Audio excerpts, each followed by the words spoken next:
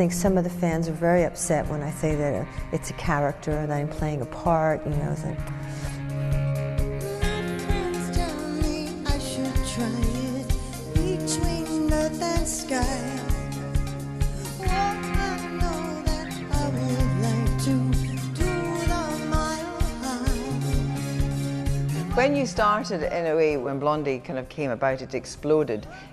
You weren't an ingenue there. It seemed you'd come out kind of fully formed. I wasn't really an ingenue. Exactly. You knew what you were doing. Were you aware that you were completely different to anything anyone had ever seen? I guess so. You know, I certainly had an idea about, what I wanted to do. But I also feel that a lot of the girls that, had strong persona and ideas, somehow didn't get past a certain point, We were very much in the moment back then. I don't know if we were aware of what the effect was as much as in retrospect. There was a certain kind of incredible detachment. It was like you were quite, there was kind of effortless coolness, I think, to that it was a very... Inside it was trauma. Trauma. Every minute was trauma.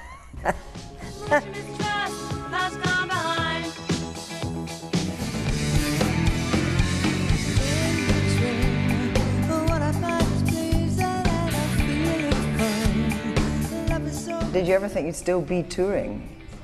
No. In your 60s, in your late 60s? It's the same answer as previously, which is we were very much in the moment. I don't think anybody was thinking ahead. But also, when we were kids, the only people in their 50s and 60s were jazz and blues musicians. There were no pop musicians who were that old.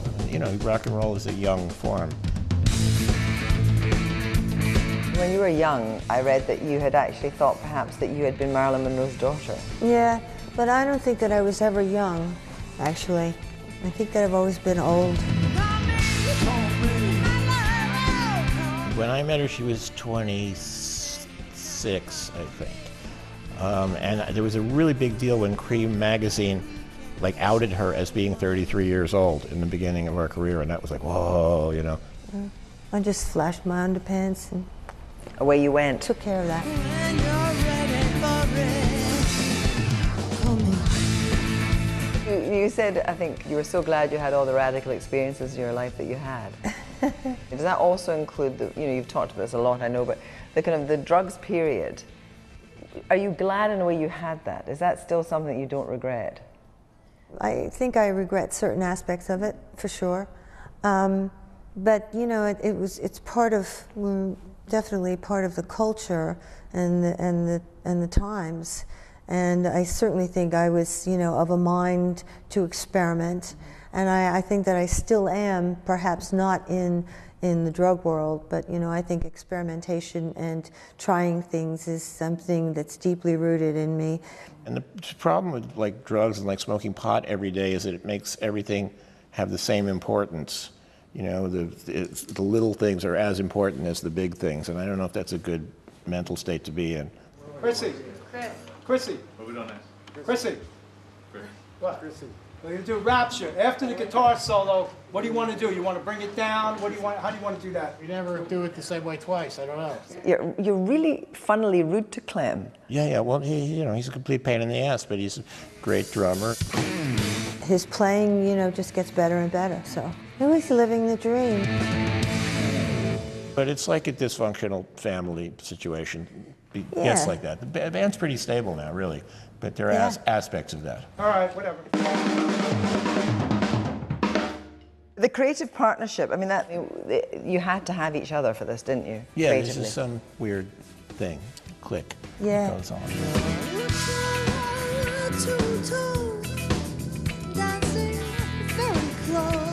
And so when you actually split up romantically, did it not make any difference at all to your work? Well, I think while there was some moments of, There was a period when we weren't working, and then it just, maybe for a year or so, and then it just started up again. Yeah. Debbie's the godmother to the kids. To your children? Yeah. And are you good at fairy godmother duties, or? I'm terrible.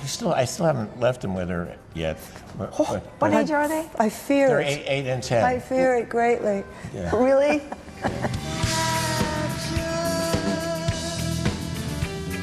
You've had a life in rock and roll. Do you feel that you're a lifer? That has been, in a sense, that has been the entire focus of your life? God forbid we're on death row. I mean, Yeah, no. we're lifers. You know, I don't know if we'll retire ever. I keep hearing that, you know, as soon as you retire, you're dead in 5 years. You got to keep working. So, You know, we're lucky and, you know, appreciate it. I mean, I certainly never expected to, you know, have this kind of life. I don't know if my kind of life actually existed when I was a child. There was nothing really to pattern myself about. I think, you know, I knew that I wanted to perform, and, you know, I think originally as a little girl I said, I want to be a movie star. My ideas probably were always very visual, and that I think has attributed to me, you know, sort of creating this Blondie persona.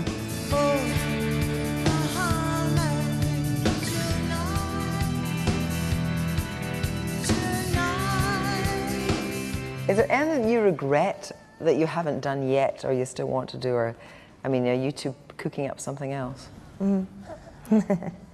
yeah, sure, plenty of stuff. Yeah. There's this little comedy workshop that I've enjoyed doing recently. So, and I'm not funny, you know, but I just play it very straight, You're you pretty know. funny. You funny? Him. No, he's funny. Are you? He's very She's funny. funny. She's funny too. She has We can be good funny. sense of humor. Yeah. That was nice. That was Kirsty talking to Blondie. You can see the full Blondie Maida Vale sessions if you press the red button on your remote at the end of this programme. It's on iPlayer 2. Well, that's it from us.